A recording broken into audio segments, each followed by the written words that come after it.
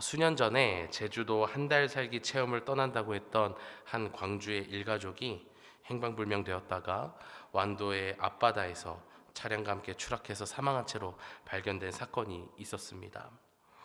자살로 종결되었던 이 사건에 대해서 그 가족의 구성원이었던 이 아이를 놓고 많은 사람들이 이 아이가 무슨 생각이 있어서 자살을 했겠느냐, 이 아이는 죽음을 선택한 적이 없다, 오히려 아이가 부모로부터 살해를 당한 것이다 라는 여러 의견들이 있었는데요. 오늘은 그런 부분을 이야기하려는 것은 아니지만 우리가 이 일에 대해서 어떤 생각을 갖고 있든지 한 가정이 생명을 스스로 끊었다라는 사실만으로도 참 안타까운 일이 아닐 수 없다라고 하는 거죠. 도대체 왜 이 부모는 아이와 함께 극단적인 선택을 했을까요?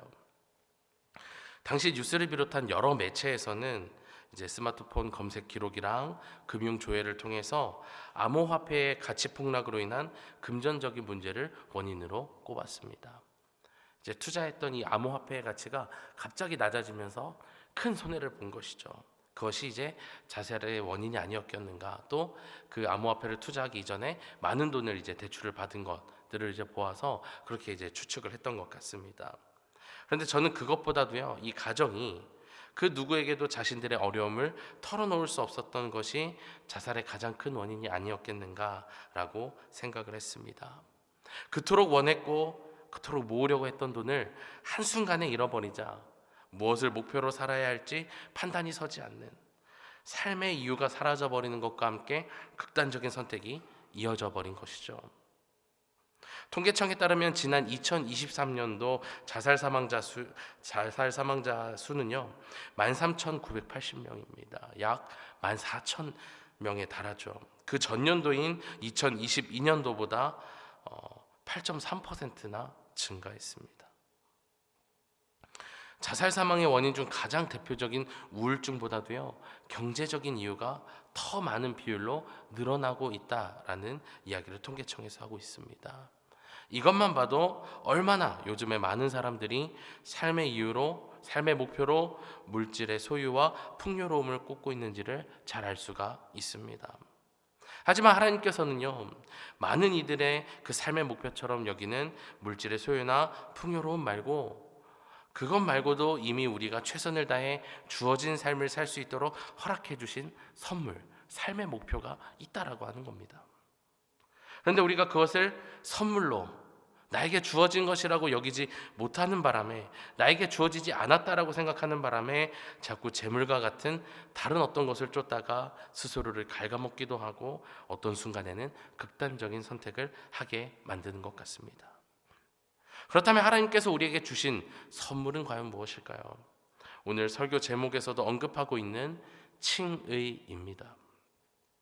이것은 하나님으로부터 의롭다 하심을 얻은 것을 말하는 건데요, 오늘은 하나님께서 우리를 의롭다고 불러주시고 또 그렇게 여겨주신 이 칭의에 대해 살펴보면서 이것이 어떻게 우리에게 선물이 되고 어떻게 우리로 하여금 최선을 다해 살아가게 하는지 함께 나누고자 합니다. 그래서 먼저 칭의는 무엇인가? 한자만 넣고 보면 우리는 이렇게 해석해 볼 수가 있어요. 의롭다고 칭하다, 말해주다, 이렇게 얘기할 수가 있겠습니다. 아주 간단하게 이해하는 방법이지만 웨스트민스터 교린문답서를 좀 살펴보면 칭의에 대해서 다 이렇게 이야기하고 있는데 우리 함께 천천히 읽어보도록 하겠습니다. 시작. 하나님께서 우리의 모든 죄를 용서하시고 받아들여진 그리스도의 의로 말미암아 우리를 그분이 보시기에 의로운 자로 인정하시는 하나님의 자유로운 은혜의 행위이다, 이렇게 칭의를 설명하고 있습니다.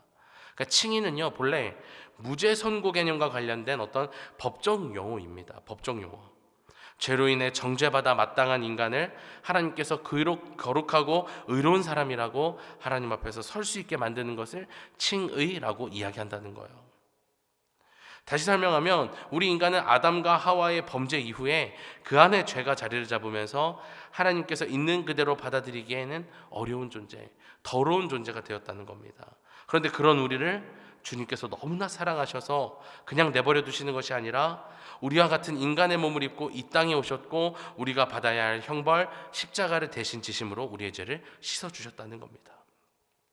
그렇게 우리는 이 과정을 통해서 단순히 죄를 씻음 받은 것을 넘어서 오늘 말씀의 제목처럼 너는 이제 의로운 자다, 의인이다 라고 칭함을 받는 칭의라고 하는 것을 선물로 받게 되었다는 겁니다. 그래서 이 칭의라고 하는 것은요, 죄인인 우리가 구원을 얻게 되는 핵심 개념 중 하나로 절대 잘못 알고 있어서는 안 되는 아주 중요한 신학적 개념이자 신앙의 개념 중 하나입니다.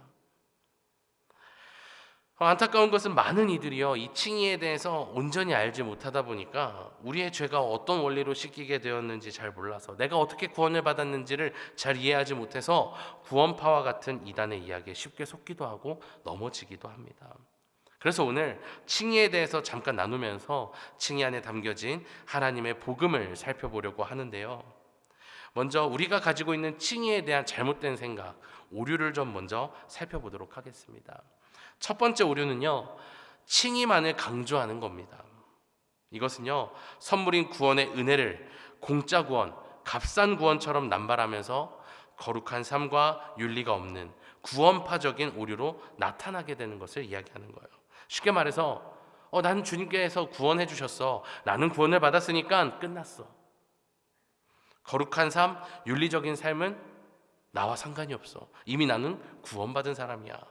세상 사람들과 똑같이 살다가 죽어도 돼. 왜? 나는 교회를 다니니까. 이것이 오늘날 우리 그리스도인들에게서 어렵지 않게 찾아볼 수 있는 안일한 모습 중 하나입니다. 칭의에 대한 첫 번째 오류예요. 이런 경우가 문제가 되는 것이 무엇이냐면, 믿음을 내가 이야기는 하지만 그 믿음의 근거가 단순한 지적 동의와 자기 확신에 불과한 것뿐이라는 겁니다. 내가 생각하기에는 내가 구원받았다라고 착각하는 겁니다. 하나님의 사랑으로 인해 내가 거룩한 삶을 살고 그렇게 진리를 찾고자 하는 그 믿음의 차원의 실천이 이루어져야 되는데, 삶의 모습이 나타나야 되는데 그것이 없다는 거예요. 구원의 증거가 드러나지 않는다는 겁니다. 그러다 보니까 다른 사람들이 보았을 때, 믿지 않는 이들이 보았을 때 하나님의 은혜라는 것이 정말 있는 것인지 되묻게 되는, 저 사람이 정말 하나님을 믿는 사람인가, 교회를 다니는 사람인가 라고 되묻게 되는, 하나님의 은혜와 존재를 부정하는 시선을 갖게 한다는 겁니다. 두 번째 오류는요, 칭의와 성화를 혼동하는 것입니다. 앞서 이야기했던 구원파적인 윤리적 방종과는 완전히 반대되는 것으로, 칭의에 대한 근거로 자신의 윤리적 행위를 가장 1순위로 앞세우는 것을 이야기하는 거예요. 나 정말 착하게 살고 있잖아, 성화된 모습 보여주고 있잖아, 이거면 된 거 아니야? 라고 착각하는 거예요. 내가 하나님으로부터 의롭다라고 불리게 된 조건이 나의 선행이나 공적 때문이라고 착각하는 겁니다. 내가 무슨 봉사를 하고 있으니까, 내가 11조를 열심히 하고 있으니까, 내가 새벽 기도회를 빠지지 않고 있으니까 나는 의로운 사람이야 라고 생각한다는 거예요. 자, 그런데 우리는 누구로 인해 구원을 얻었다라고 배웠고 알고 있습니까? 예수 그리스도의 공로로 우리는 구원을 받았다라고 이미 잘 알고 있어요. 예수님께서 십자가에 달리심으로 말미암아 내가 구원을 받았다라는 것을 우리는 잘 알고 있습니다. 그런데도 이렇게 자신의 행위를 하나하나 헤아려가면서 앞세우는 사람들은 예수 그리스도의 공로를 무시하는 결과를 가져온다는 거예요. 이 태도는 무엇을 반증하냐면요, 구원이라고 하는 것은 예수 그리스도만으로는 어렵다라는 것을 내가 증명하는 꼴이라는 거예요. 내가 나의 헌금을 얘기하는 순간, 내가 나의 봉사를, 나의 섬김을, 나의 어떠함을 얘기하는 순간 예수님의 십자가의 공로는 사라져가는 겁니다. 우리가 뒤에서 더욱 자세히 이야기하겠지만 우리는 예수 그리스도의 공로, 예수님께서 십자가에 달리셨던 그 공로로, 그 믿음으로 우리는 구원을 얻었습니다. 그런데 우리가 오늘 나누은 구원파와 같은 그런 이단, 이 외에도 알미니우스주의, 소키누스주의 등 칭의에 대한 잘못된 이해를 오랜 시간 주장하고 전했던 이들이 정말 많이 있을 만큼, 이 칭의라고 하는 것은 우리 기독교 신앙에 있어서 한 건축물의 기둥과 같은 역할을 합니다. 너무나 중요해요. 그렇기 때문에 이단들이 이 기둥을 공략하려고 하는 겁니다. 그래서 우리는 더더욱 이 칭의에 대해서 바른 이해를 가져야 하는데, 그렇다면 오늘 우리가 새롭게 다시금 제대로 이해해야 할 칭의는 어떤 것인가? 다음에 4가지 질문을 통해서 함께 살펴보려고 하는데요. 이미 칭의에 대해서 공부하셨고 잘 알고 계신 분들은 그동안 스스로 가지고 있었던 이해와 함께 좀 비교해 보시고 점검해 보시면 좋을 것 같습니다. 첫 번째 질문은요. 칭의의 근거는 무엇인가? 칭의는 어디서부터 나오는가? 라는 거예요. 교부 철학자인 암브로시우스의 말을 빌리면 우리 안에서 일어나는 은혜가 아니라 하나님의 자유로운 은혜에 속하는 것이다 라는 건데요. 이 말 속에서 우리가 발견할 수 있는 것은 무엇이냐면 이 은혜가 하나님의 사랑으로부터 파생된 자비를 근거로 하기 때문에 하나님이 우리를 의롭게 하시는 근거는 내가 가치 있기 때문이 아니라 우리를 가치 있는 존재로 만들기 위함에 있다라고 하는 것을 알려주고 있는 겁니다. 그럼 둘째로 죄인이 의롭게 되는 근거는 무엇인가? 죄인은 한번 죄인이면 영원한 죄인일 것 같은데 죄인인 우리가 어떻게 의롭다라고 칭함을 받을 수 있게 되었는가? 우리는 여기에 대해서 앞서 이야기했던 것처럼 하나님께서 우리의 죄를 씻어주었기 때문입니다 라고 어렵지 않게 대답하지만 정말 그럴 수 있느냐는 거예요. 어떤 원리로 우리는 주님으로부터 죄를 씻음받았는가? 이것을 묻고 있는 겁니다. 다들 보증이라고 하는 개념을 잘 알고 계실 거예요. 가족이라도 쉽게 해줘서는 안 된다라고 하는 게 이제 보증이죠. 이 보증이 위험한 이유가 무엇입니까? 채무자가 빚을 갚지 못하면 그 빚을 내가 대신 갚겠다라고 하는 약속을 하기 때문입니다. 그래서 그 채무자가 돈을 갚지 못하면 그 이제 빚을 이제 받아야 되는 사람들이, 빚쟁이들이 소위 이제 우리 집으로까지 나의 회사로, 나의 삶으로 이제 찾아오기 때문입니다. 그것이 위험한 거예요. 자, 그런데 예수님께서는 심지어 돈 몇 푼을 보증서 주신 것이 아니라는 거예요. 목숨을 건 보증을 예수님께서 우리를 위해 서셨다는 겁니다.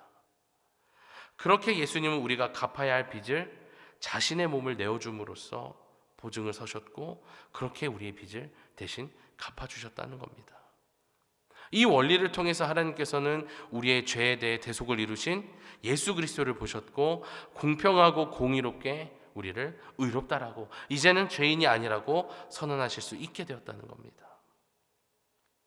자, 세 번째 질문이에요. 세 번째 질문은 칭의의 방법은 어디에 있는가? 이것은 방금 얘기했던 우리가 어떻게 죄인이 아니게 되었는지에 대한 더욱 자세한 원리를 묻는 건데요. 그리스도의 의가 우리에게 전가된다라는 원리를 통해서 우리가 의롭게 되는 것을 이야기합니다.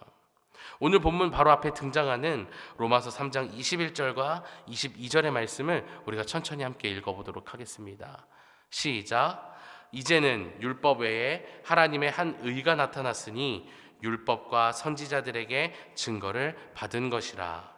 곧 예수 그리스도를 믿음으로 말미암아 모든 믿는 자에게 미치는 하나님의 의니 차별이 없느니라. 아멘. 자, 우리가 예수 그리스도를 믿음으로 얻게 되는 것이 무엇입니까? 영생, 구원이에요. 그림 하나를 좀 볼까요?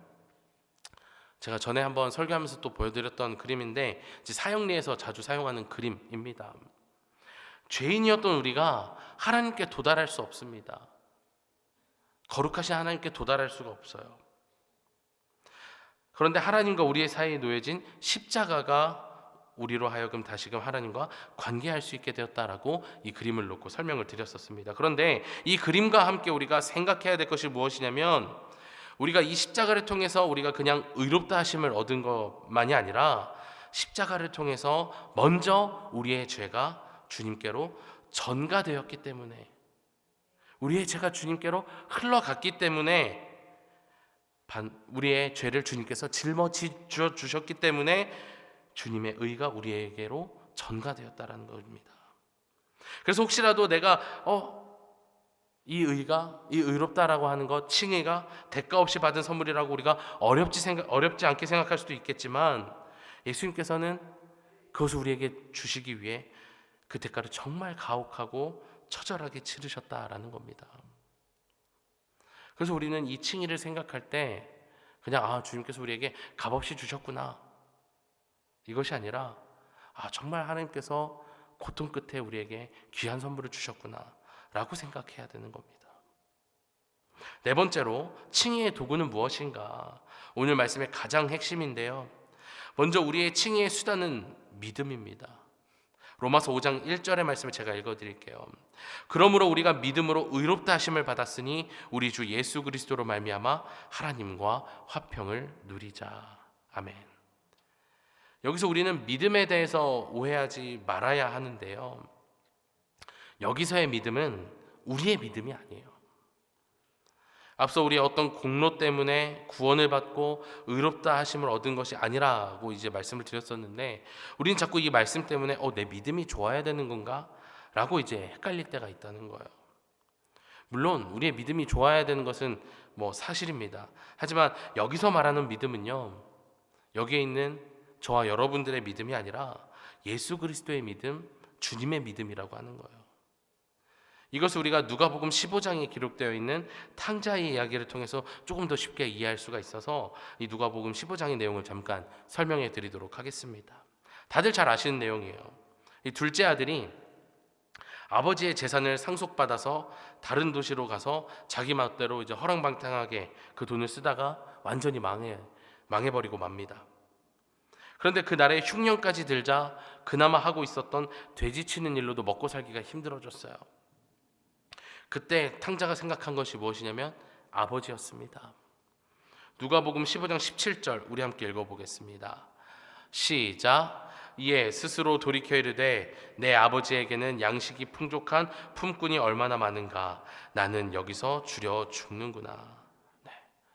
이런 생각과 함께 탕자는 일단 아버지께로 돌아가서 목숨을 부지하는 것부터 생각합니다.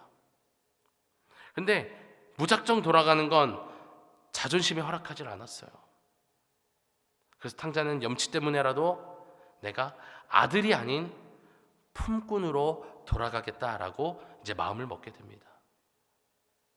그런데 말이죠, 아들로 돌아가든 품꾼으로 돌아가든 사실 아버지가 돌아가시지도 않았는데 아버지의 유산을 미리 달라고 해서 자기 마음대로 떠나버리고 또 그 돈을 다 쓰고 나니까 돌아오는 것 자체가 너무나 뻔뻔스럽죠. 그럼에도 불구하고 그런 아들이 아버지에게로 돌아올 수 있게 한 이유가 있다라는 거예요. 염치를 불구하고서라도, 품꾼을 자처하고서라도 돌아올 이유가 있었다는 거예요. 그것은 바로 탕자가 가지고 있었던 아버지에 대한 신뢰. 그래도 아버지가 나를 버리지는 않겠지라는 믿음이었다는 거예요. 이전처럼 둘째 아들로 받아주시진 않을지언정 가혹하게 내치시진 않겠지라는 믿음이었어요. 그런데요, 이것은 탕자의 믿음이 아니라 아버지의 믿음이라는 거예요. 여전히 아들을 생각하고 기다리고 있는 그 아버지의 신실함, 이 믿음이 탕자가 아버지에게 갈 수 있는 믿음을 만들어냈다라는 겁니다. 그래서 실제로 누가복음 15장 20절 말씀을 보면 아버지의 신실함을 엿볼 수 있는 대목이 등장을 해요. 누가복음 15장 20절의 말씀 우리 또 함께 읽어보도록 하겠습니다. 시작. 이에 일어나서 아버지께로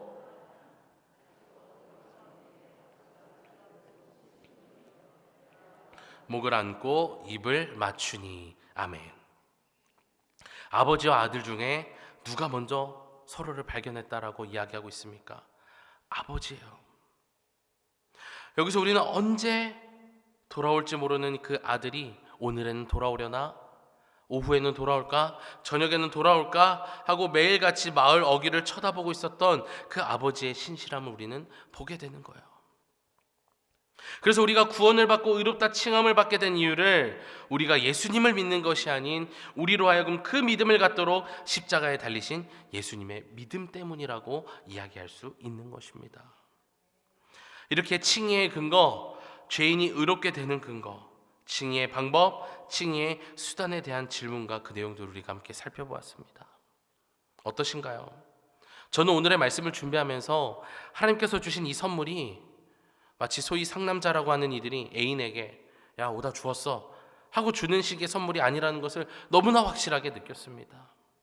하나님께서 우리에게 주신 선물은요, 오로지 우리를 위해 철저한 계획과 놀라운 근거와 각각의 그 디테일한 단계를 거쳐서 주신 말 그대로 귀한 선물이었어요.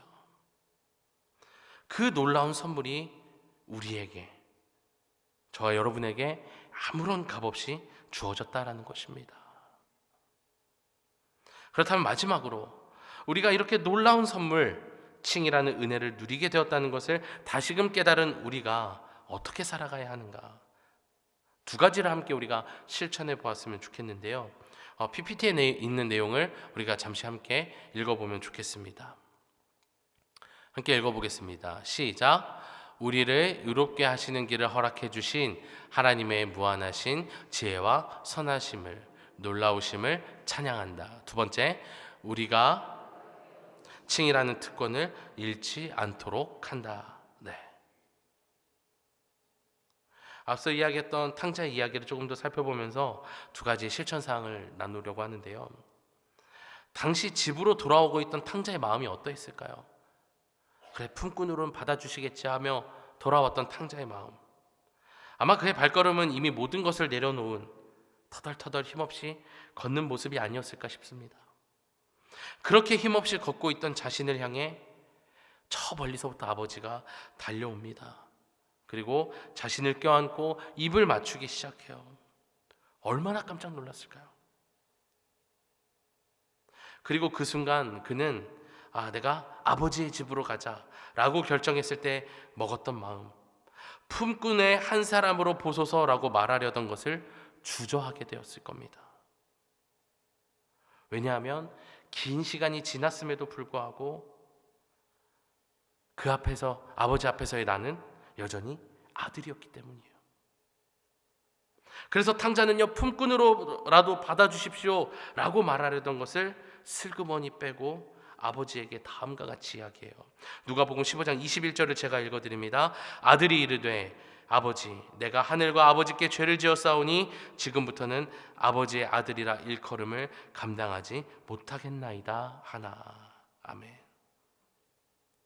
이 뒤에 그러니까 나를 이제 품꾼의 하나로 받아주세요라고 얘기해야 되는데 그 말을 미처 하지 못한 거예요.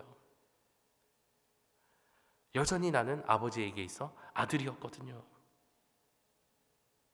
어떤 사람들은 이런 모습을 보면서 이 둘째 아들이 굉장히 계산이 빠르구나 라고 할 수도 있겠지만, 저는 오늘 우리에게 주어진 이 칭이라는 선물을 깨달은 우리가 해야 할 것이 바로 이거라고 생각해요. 하나님께서는 우리를 자녀로 부르셨지 품꾼으로 부르신 것이 아니라고 하는 것입니다. 그 사실을 깨닫는 것, 나의 정체성을 확실하게 깨닫는 것이 우리에게 필요하다라는 겁니다. 그리고 이제 자신의 정체성이 아들이라고 하는 것을 확실하게 깨달은 탕자에게 이후 성대한 장치가 허락되어졌던 것처럼 우리는 주님께서 준비하신 즐거움과 행복과 그 환희가 가득한 잔치의 자리에 참여하고 누리면 되는 것입니다. 오늘 말씀을 시작하면서 완도에서 사망했던 그 사건을 비롯한 돈의 문제로 극단적인 선택하는 이들에 대해서 이제 이야기를 나누었었는데요. 만약 그런 이들에게 오늘 함께 나눈 칭이라는 놀라운 선물이 주어졌다라는 것을 알았다면, 하나님의 놀라운 사랑과 계획이 담겨있는 그 은혜를 이들이 누리고 있었다라고 한다면 이들이 다른 선택을 하진 않았을까라는 어리석은 생각을 해보게 됩니다. 그리고 그때 그들이 그런 선택을 할 수 있었다면 그 선택은 그들로 하여금 아버지가 열어주시는 놀라운 잔치로 그들을 이끌었을지도 모릅니다. 이 땅에 빛으로 오신 주님을 기다리는 대림절을 보내고 있는 지금 오늘 나눈 말씀에서 이야기하는 그 잔치가 우리가 매주일 드리고 있는 예배이기도 하지만 그것보다도 매일같이 주어지는 은혜의 나날들, 오늘 하루하루가 그 잔치라고 저는 생각합니다. 대림절기를 보내고 있는 이 시간 동안 모두들 마주하는 매일의 날들과 순간들을 가볍게 여기지 마시고 오늘 함께 나눈 것처럼 칭의와 함께 선물로 주어진 날들로 여기시기를 바랍니다. 그렇게 최선을 다해 하루하루를 이어가셨으면 좋겠습니다. 그때 우리는 그동안 잔치에 참여하지 않고 아들이라는 지위를 버린 채 품꾼의 삶을 살았던 그 첫째 아들과 같은 미련한 삶에서 벗어나 잔치의 기쁨을 온전히 누리는 놀라운 회복의 삶을 살게 될 줄로 믿습니다.